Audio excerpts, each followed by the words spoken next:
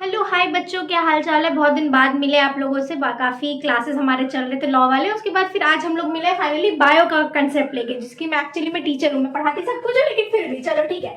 तो आप लोगों को पता है कि हमारा नर्सिंग का जो एग्जाम है, मतलब आलिया का जो एग्जाम होने वाला नर्सिंग का, वो आ चुका है राइट। तो उसका फॉर्म फिलअप स्टार्ट हो चुका है, नहीं किया है जाके कर लो। कैसे फॉर्म फिलअप करना है इसका भी वीडियोस दिया हुआ है आपको ऐप में, ठीक है।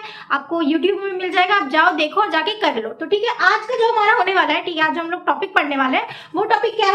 How to score full marks in biology. अच्छा, अब अगर नर्सिंग की बात करूं मैं, तो नर्सिंग में कोर हमारा बायो का है, ठीक है, जहां से आपके टोटल 35 क्वेश्चंस बनते हैं बच्चों, ठीक है। 35 क्वेश्चंस बनते हैं बच्चों। अब आपने क्या करना है, आपने इन जो 35 क्वेश्चंस है आपको इसको सही करके आना। मैं कह रही हूँ कि आप लोगों को मैं एक्सप्रेस कर लेकिन मैं अज्यूम करती हूँ कि आप लोग जो हो एकदम न्यू स्टूडेंट हो, ठीक है, आपको कुछ भी नहीं पता है, फिर भी आप 35 में अगर 25 क्वेश्चंस भी करेक्ट कर लेते हो ना, तो बहुत है आपके लिए। अच्छा, एक और मिथ होता है बच्चों में, उसको मैं हटाना चाहती हूँ। बच्चे सोचते हैं कि मैम सिर्फ मैं बायो पढ़ के चली जाऊंगी तो क्या मेरा सिलेक्शन हो जाएगा, सिर्फ बायो में पूरा सही करूंगी तो नहीं बच्चों, नेगेटिव मार्किंग भी है, ठीक है। तो आपको वो सही से ध्यान में रखते हुए करना।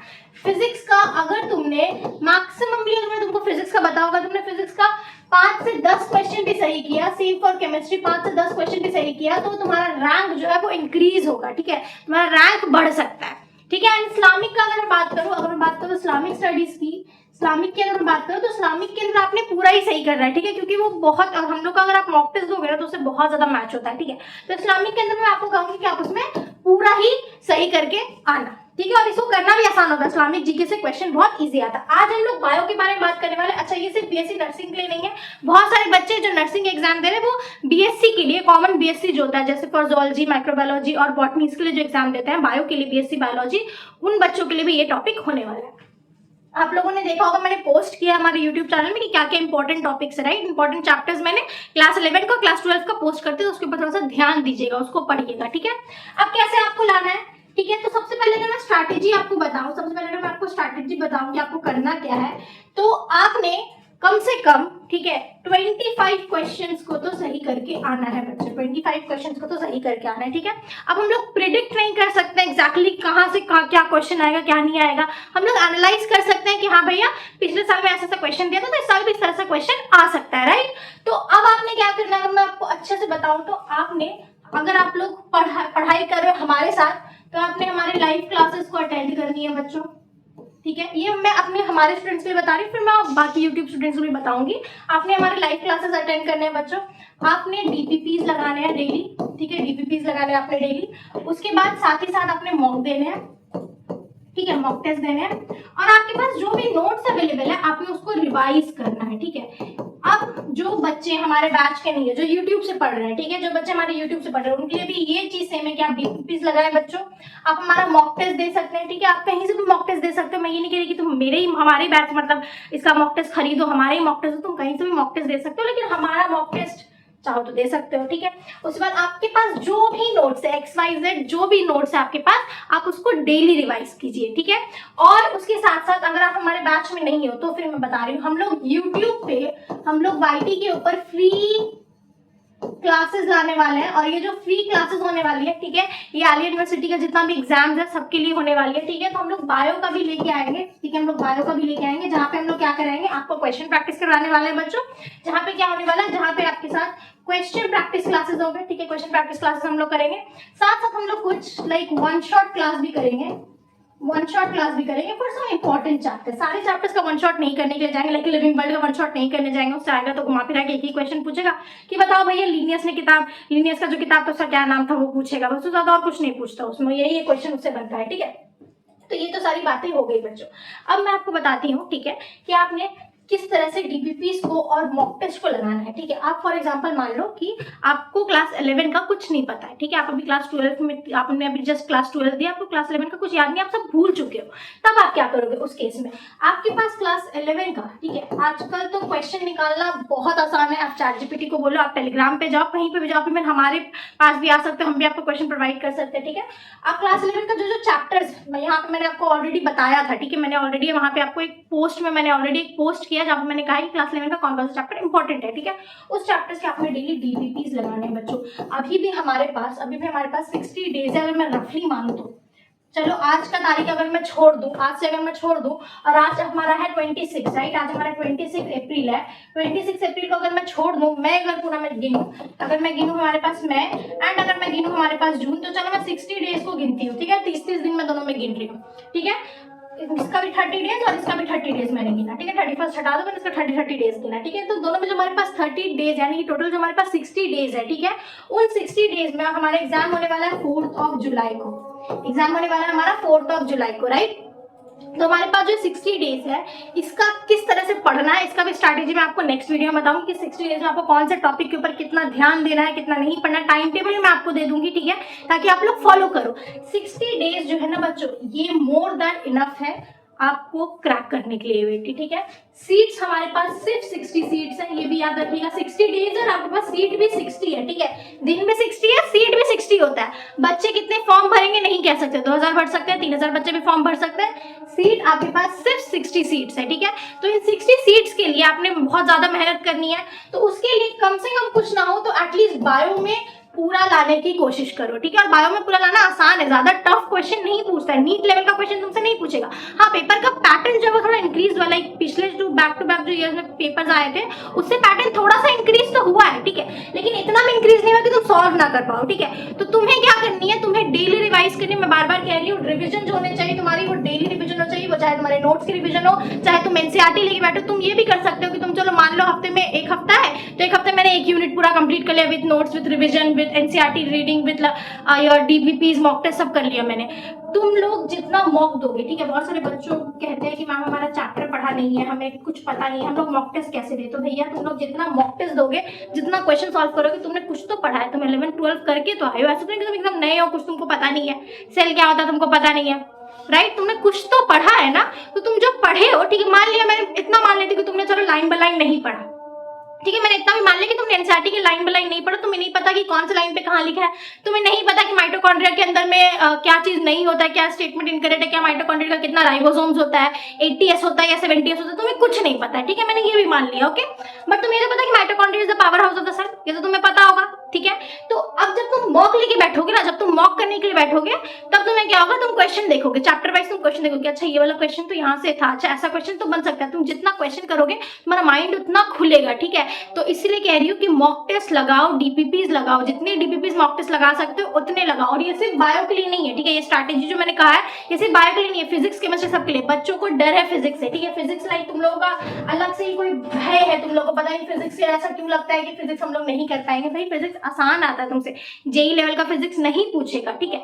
तो फिजिक्स का जो इंपॉर्टेंट टॉपिक्स है, जो इंपॉर्टेंट चैप्टर्स है, आप उसको पढ़ो, आपके पास वीडियो भी आ जाएगा क्या क्या इंपॉर्टेंट चैप्टर्स है, क्या आप पढ़ सकते हो क्या नहीं पढ़ सकते हो। अब आपके पास टाइम नहीं है, अब अगर मैं फिर भी तुमको कह रही हूँ, चलो मैंने तुमको 3 दिन की छूट दे दिया, 26 से मैंने तुमको छोड़ दिया, तुम 1 मई से अगर फिर भी बैठोगे पढ़ने के लिए तो तुम्हारा सिलेक्शन हो जाएगा। 2 महीना इनफ है बच्चों सिलेक्शन के लिए, ठीक है, 2 महीना इनफ है सिलेक्शन के लिए। क्या क्या टॉपिक, क्या क्या चैप्टर्स है मैम इंपॉर्टेंट, ठीक है, अब ये भी बता देती हूँ कि क्या क्या चैप्टर्स हो सकते हैं बायो में, ठीक है, चैप्टर्स क्या क्या है बायो में जो कि इंपॉर्टेंट होंगे, ठीक है, जो कि इंपॉर्टेंट होंगे। तो सबसे पहले आपने क्लास 11 की बात करूं मैं, ठीक है, क्लास 11 की बात करूं तो हमने देखा है कि बायोलॉजिकल क्लासिफिकेशन में जो बैक्टीरिया वाला टॉपिक है ना, स्पेसिफिकली जो बैक्टीरिया का टॉपिक है, ठीक है, बैक्टीरिया जो है आपका बायोलॉजिकल क्लासिफिकेशन में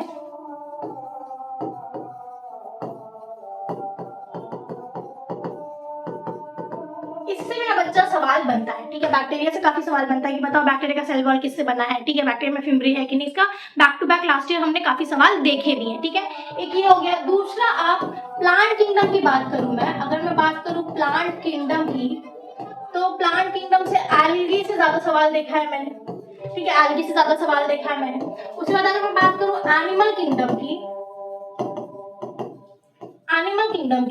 तो एनिमल किंगडम के अंदर में भी लाइक तुम्हारा जो फाइलम है उससे सवाल बनता है, ठीक है, फाइलम जो है उससे सवाल बनता है, ठीक है। मॉर्फोलॉजी ऑफ फ्लावरिंग प्लांट से ज्यादा सवाल नहीं बनता है, ठीक है, उसके साथ 1 या 2 सवाल था, वो भी बहुत पहले आया था, अभी रिसेंट मुझसे सवाल नहीं बना, लेकिन तुम उसको पढ़ के जाना, मैं इंपॉर्टेंट चैप्टर के बेसिस पे तुमको यहाँ पे बता रही हूँ, ठीक है, जिससे सवाल मैंने देखा है, लाइक लास्ट ईयर जिससे मैंने सवाल देखा मैं उससे तुमको बता रही हूँ। उसके बाद आगे हमारा एनिमल किंगडम हो गया, ऐसे नहीं बनता। स्ट्रक्चरल वाला जो है, स्ट्रक्चरल ऑर्गेनाइजेशन ऑफ एनिमल्स वाला जो चैप्टर है, स्ट्रक्चरल ऑर्गेनाइजेशन ऑफ एनिमल्स वाला जो चैप्टर है बच्चों, इस चैप्टर में भी कॉकरोच से सवाल बन सकता है, ठीक है, कॉकरोच से आ सकता है, फ्रॉग से पूछ सकता है कि फ्रॉग का बताओ डाइजेस्टिव सिस्टम क्या है, कैसा है, फ्रॉग से सवाल बन सकता है। ठीक है, इन टॉपिक से आपके सवाल बन सकते हैं। ठीक है, इन टॉपिक से क्या हो सकता है, आपके सवाल बन सकते हैं। तो ये तो मैंने तुम्हें इतना बता दिया, कि तुमको इतना सा करना है। ठीक है, मैंने तुमको इतना बता दिया कि तुमको ये हो गया कुछ चैप्टर्स। इसके बाद एक और कुछ चैप्टर्स है हमारे, फॉर एग्जाम्पल मान लीजिए उसके बाद अगर मैं तुमको बोलूं सेल वाला चैप्टर। ठीक है, सेल वाला चैप्टर जो ये काफी इंपॉर्टेंट है। ठीक है, सेल से काफी क्वेश्चंस बनते हैं, लाइक सेल ऑर्गेनेल के बेसिस में तुमसे पूछ सकता है। ठीक है, सेल डिवीजन पूछ सकता है, मियोसिस हो गया, माइटोसिस हो गया, इससे सवाल बनता है। तो सेल को अच्छे से पढ़ के जाना, सेल डिवीजन भी पढ़ के जाना, सेल साइकिल वाला भी पढ़ना। ठीक है, उस सेल का जो दोनों चैप्टर्स है वो सेल को अच्छे से पढ़ के जाना। ठीक है, सेल के बाद आ गया बायोमोलिक्यूल्स। बायोमोलिक्यूल से रेयरली सवाल बनता है, लाइक बायोमोलिक्यूल से तुमसे ज्यादा पूछेगा भी। बायोमोलिक्यूल से अगर मैं बात करूं तो बायोमोलिक्यूल से तुमसे ज्यादातर पूछता है अमाइनो एसिड के बारे में। ठीक है, बायोमोलिक्यूल से तुमसे ज्यादातर अमाइनो एसिड से रिलेटेड क्वेश्चन पूछता है। वो जो हमारे 20 अमाइनो एसिड्स है ना, 20 अमाइनो एसिड्स है, उससे रिलेटेड तुमसे क्वेश्चन पूछता है। कौन सा बेसिक है, कौन सा न्यूट्रल है, ठीक है, कौन सा एसिडिक है। ठीक है, इसके बेसिस पे तुमसे क्वेश्चन पूछता है। ओके, इसके बाद आ जाइए हमारा प्लांट फिजियो में। ठीक है, प्लांट फिजियो में फोटोसिंथेसिस चैप्टर से ज्यादा सवाल बनता है बच्चों। प्लांट फिजियो में, प्लांट वाले चैप्टर में, प्लांट फिजियोलॉजी का जो चैप्टर है उसके अंदर में फोटोसिंथेसिस की बात करूं तो उसके अंदर जितना हमारे साइकिल्स है, जैसे कि टीसीए साइकिल हो गया, उसके बाद इलेक्ट्रॉन ट्रांसपोर्ट चेन हो गया, ग्लाइकोलाइसिस हो गया, क्रेब साइकिल हो गया। ठीक है, साइकिल से सवाल बनते हैं। ठीक है, साइकिल जितने हैं उनसे सवाल हमारे बनते हैं। ठीक है, रेस्पिरेशन से रेयरली बनते हैं। ठीक है, रेस्पिरेशन से उतना सवाल नहीं बनते हैं। ठीक है, देन आ जाइए ह्यूमन फिजियो पे। ठीक है, ह्यूमन फिजियो की बात करूं तो उससे हर एक चैप्टर से सवाल बन सकता है। ठीक है, और तुम लोग नर्सिंग के लिए जा रहे हो, बायो के लिए जा रहे हो, ह्यूमन फिजियो तो क्लियर होना चाहिए। ठीक है, तो ह्यूमन वाले चैप्टर की बात करूं तो ह्यूमन में डाइजेशन से भी तुमसे सवाल बन सकता है। ह्यूमन में तुमसे डाइजेशन से भी पूछ सकता है बच्चों।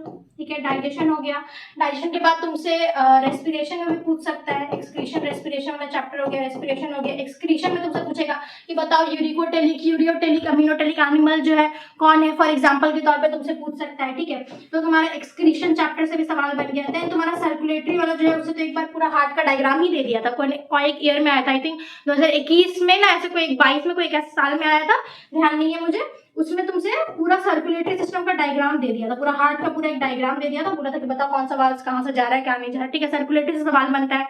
इवेंट जो है तुम्हारा ह्यूमन में सर्कुलेटरी हो गया। उसके बाद तुम्हारा हार्मोन्स वाला जो चैप्टर है, केमिकल कोऑर्डिनेशन, उससे भी सवाल बनता है। ठीक है, हार्मोन्स से सवाल बन सकता है तुम्हारा, लोकोमोशन से सवाल बन सकता है तुम्हारा। ठीक है, तो ये सारे चैप्टर्स हैं जिससे सवाल तुम्हारे बन सकते हैं। तो ये तो बात हो गई बच्चों क्लास 11 की। ठीक है, ये तो बात की मैंने क्लास 11 की। ठीक है, ये मैंने बात कर दी क्लास 11 की। अब मैं बात करूंगी आपके क्लास 12 की। ठीक है, क्लास 11 की बात हो गई है, क्लास 11 को साइड कर देते हैं हम लोग। अब हम लोग बात कर लेते हैं क्लास 12 के बारे में। ठीक है, क्लास 12 से क्या क्या हो सकता है। क्लास 12 से सबसे पहला आपने रिप्रोडक्शन वाला जो यूनिट है, उसमें आपने sexual reproduction, flowering plants, flower वाला जो है उसको भी पढ़ना है। ठीक है, और साथ साथ ह्यूमन रिप्रोडक्शन को भी पढ़ के जाना है। ठीक है, ह्यूमन रिप्रोडक्शन से तुम्हारा oogenesis हो गया, ठीक है, स्पर्मेटोजेनेसिस हो गया, मेंस्ट्रुअल साइकिल हो गया, इससे सवाल बन सकता है बच्चों। ठीक है, उसके बाद रिप्रोडक्शन हो गया, उसके बाद तुम्हारा उसमें जो ये है रिप्रोडक्टिव हेल्थ वाला जो है, रिप्रोडक्टिव हेल्थ वाला चैप्टर है। ठीक है, जहाँ पे कॉन्ट्रासेप्टिव्स के बारे में पूछा है, उससे सवाल बन सकता है। ठीक है, देन आ जाइए ह्यूमन हेल्थ एंड डिजीज में। ठीक है, इससे भी काफी सवाल बनते हैं कि इसमें स्पेसिफिकली सवाल तुम्हारा एंटीबायोटिक से आता है। ठीक है, कौन सा एंटीबॉडीज है, क्या एंटीजन है। ठीक है, इम्यूनोजन, आईजीजी, आईजीए, इससे बनता है। ठीक है, इम्यूनोलॉजी जो इम्यूनिटी वाला जो पार्ट है, इससे यहाँ पे ज्यादा सवाल बनते हैं ह्यूमन हेल्थ एंड डिजीज से। ठीक है, अब आज हमारा मोस्ट इंपॉर्टेंट यूनिट जो कि हमारा जेनेटिक्स। ठीक है, जेनेटिक्स से लाखों सवाल बन सकते हैं बच्चों। जेनेटिक्स से अगर मैं पहले बताऊं, सबसे पहले अगर मैं जेनेटिक्स से बताऊं, पेडिग्री से सवाल आ सकता है। ठीक है, पेडिग्री से सवाल आ सकता है अगर हार्ड करेगा तो। ठीक है, पेडिग्री से अगर हार्ड करना चाहेगा तो पेडिग्री से सवाल बनेगा। ठीक है, उसके बाद पेडिग्री हो गया, देन डीएनए रेप्लिकेशन वाला जो यूनिट है, मतलब डीएनए का जो रेप्लिकेशन हो गया। ठीक है, डीएनए का रेप्लिकेशन कैसे हो रहा है, फिर उसके बाद उसका कैसे तुम्हारा ट्रांसलेशन हो रहा है, ट्रांसलेशन हो गया, फिर उसके बाद तुम्हारा ट्रांसक्रिप्शन हो गया, ट्रांसलेशन हो गया, रेप्लिकेशन हो गया, ट्रांसक्रिप्शन हो गया। ठीक है, इसमें क्या क्या प्रोमोटर लग रहे हैं, क्या क्या फैक्टर्स लग रहे हैं, उसके बेसिस पे तुमसे सवाल पूछ सकता है।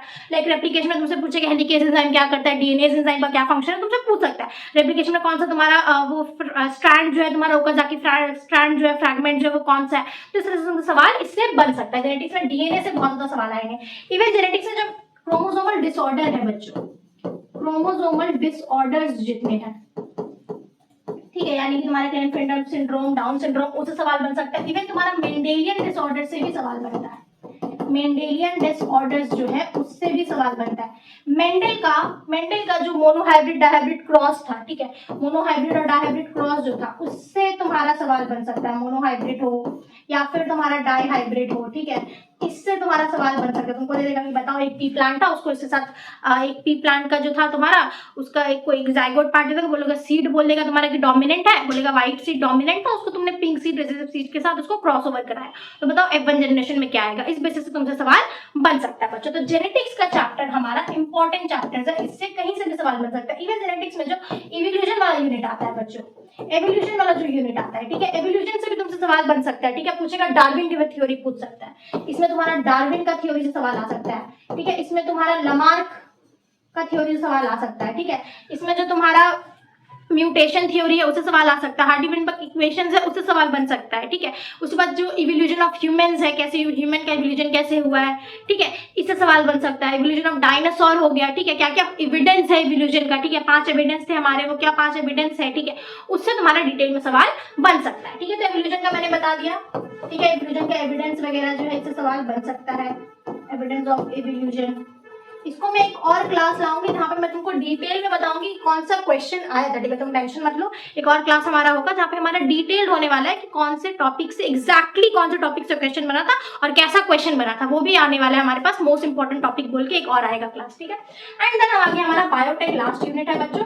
बायोटेक से आपका सिंपली सवाल बनेगा पीसीआर के बेसिस में, इससे ज्यादा सवाल तुम्हारा पीसीआर से बनता है, उससे ज्यादा सवाल बनता नहीं है, पीसीआर से ज्यादा सवाल देखा गया। एंड अगर इकोलॉजी की बात करूं तो यहाँ पे जो तुम्हारा कंजर्वेशन जितना था, बायोडाइवर्सिटी कंजर्वेशन जितना था उससे बनता है, ठीक है, बायोडाइवर्सिटी वाला जो है, बायोडाइवर्सिटी वाला जो चैप्टर है इससे यहाँ पे ज्यादा सवाल बनता है, लाइक इन सीटू हो गया, एक्स सीटू हो गया, उन सबसे यहाँ पे ज्यादा सवाल बनता है। तो ये मैंने क्लास 11 क्लास 12 दोनों के आपके इंपॉर्टेंट टॉपिक्स आपको बता दी, आप इतना कर लो, अच्छे से कर लो, आपका हो जाएगा। उसके बाद भी कौन कौन सा और इंपॉर्टेंट है, लाइक इम्यूनिटी से कैसा सवाल आया था, कौन सा साल आया था, वो भी एक आने वाला है, ठीक है, वो भी एक क्लास आएगा जहाँ पे हम लोग एक और क्लास लेंगे जहाँ पे मैं पूरा बताऊंगी, प्रोबेबली वो शायद आपका लाइव भी हो सकता है, ठीक है। तो आई होप सो कि इतना आपको समझ आ गया हो। कोई भी डाउट हो बच्चों, किसी भी तरह से कोई प्रॉब्लम हो, आप लोग कमेंट करो, ठीक है, एंड जाओ जाके हमारे वेबसाइट पे देखो, हम लोग का मॉक टेस्ट जो है वो 1 तारीख को लॉन्च होने वाला है, ठीक है। आलिया का जितना मॉक टेस्ट, जो भी एग्जाम्स हो रहे हैं उसके सारे मॉक टेस्ट हम लोग यहाँ पे लॉन्च कर रहे हैं। इवन पार्ट बी का भी मॉक टेस्ट लॉन्च हो रहा है।